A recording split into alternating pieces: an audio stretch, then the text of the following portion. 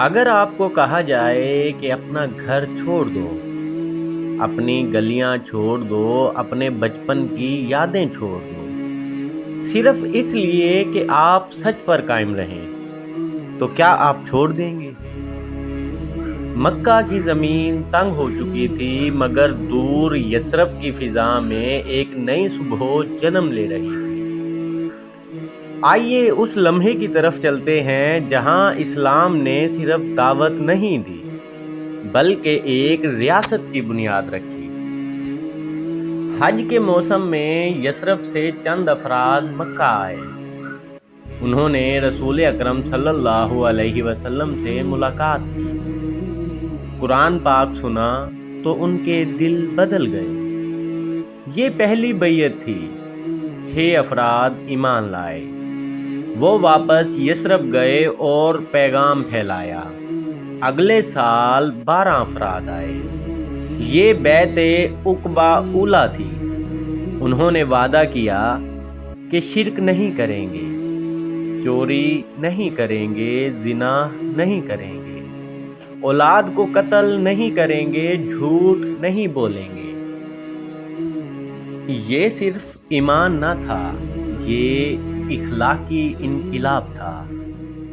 رسول اکرم صلی اللہ علیہ وسلم نے ایک نوجوان کو منتخب کیا جن کا نام حضرت مصعب بن عمیر ہے، جو کبھی مکہ کے سب سے خوش لباس نوجوان تھے، مگر اسلام کے لیے سب کچھ چھوڑ چکے تھے۔ انہیں یثرب بھیجا گیا۔ وہ گھروں میں قرآن سناتے، قبائل میں جاتے، بات چیت کرتے، اور آہستہ آہستہ یثرب والوں کے دل نرم ہوتے گئے۔ یہ دعوت حکمت سے تھی، صبر کے ساتھ۔ اگلے سال 70 سے زائد افراد آئے۔ یہ رات کی تاریکی میں عقبہ کے مقام پر جمع ہوئے۔ یہ بیعت صرف ایمان کی نہ تھی، یہ حفاظت کی بیعت تھی۔ ان سب نے کہا، جیسے ہم اپنے گھر والوں کی حفاظت کرتے ہیں ویسے ہی آپ کی حفاظت کریں گے۔ یہ تاریخی لمحہ تھا، یہ اعلان تھا۔ اب اسلام کے پاس ایک پناہ گاہ تھی۔ خبر مکہ تک پہنچی۔ قریش گھبرا گئے۔ انہوں نے دارالندوہ میں مجلس بلائی۔ ایک رائے آئی کہ قید کر دو، دوسری رائے آئی کہ مکہ سے نکال دو، تیسری رائے آئی کہ انہیں قتل کر دیا جائے۔ آخر کار فیصلہ ہوا، ہر قبیلے کا ایک نوجوان مل کر ایک ہی وقت میں حملہ کرے تاکہ خون کا بدلہ کسی ایک قبیلے سے نہ لیا جا سکے۔ یہ منصوبہ خفیہ تھا، مگر آسمان سے خبر آ چکی تھی۔ رسول اکرم صلی اللہ علیہ وسلم کو حکم ملا کہ اب مکہ سے نکل جاؤ، مدینہ کی طرف ہجرت کرو۔ حضرت محمد مصطفیٰ صلی اللہ علیہ وسلم نے حضرت علی ابن ابی طالب کو اپنے بستر پر سلایا۔ خود رات کے اندھیرے میں نکل پڑے۔ دشمن دروازے پر پہرا دے رہے تھے، مگر محمد مصطفیٰ صلی اللہ علیہ وسلم نے مٹھی بھر مٹی اٹھائی اور آیات پڑھتے ہوئے گزر گئے۔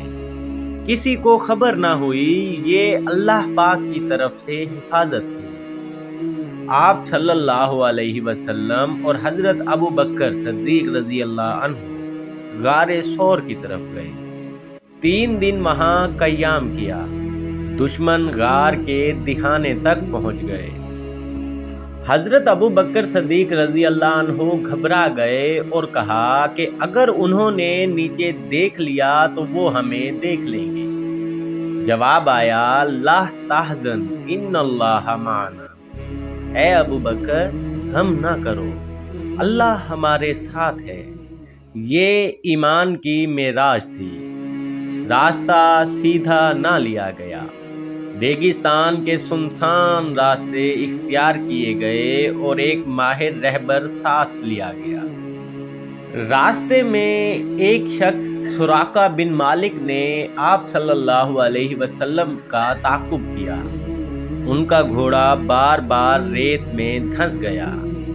اس نے امان مانگی اور آپ صلی اللہ علیہ وسلم نے فرمایا، اے سراقہ، ایک دن تم کسریٰ کے کنگن پہنو گے۔ یہ پیشن گوئی بعد میں پوری ہوئی۔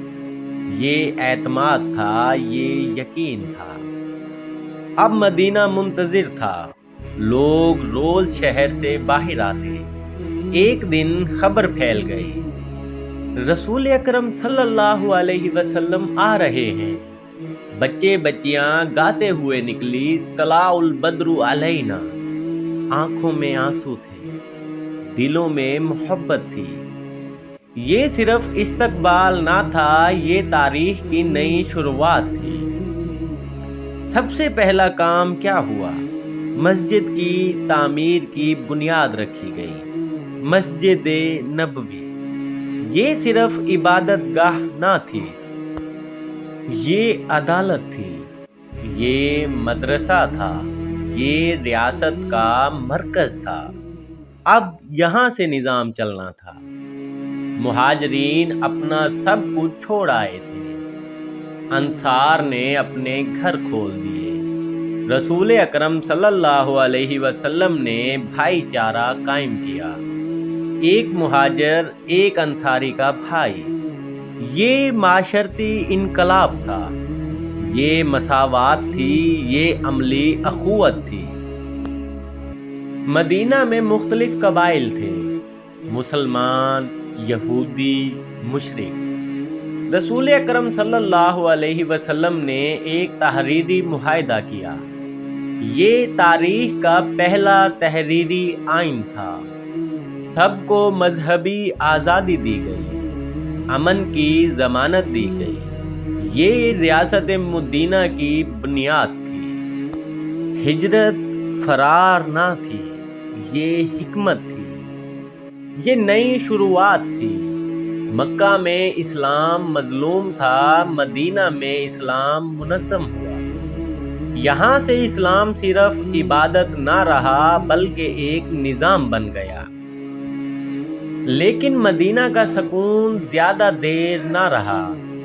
مکہ بدلہ لینے کو تیار تھا۔ پہلا معرکہ قریب تھا۔ بدر کی زمین تاریخ لکھنے والی تھی۔ اگلے ایپیسوڈ میں ہم دیکھیں گے بدر کا میدان، جب 313 نے تاریخ بدل دی۔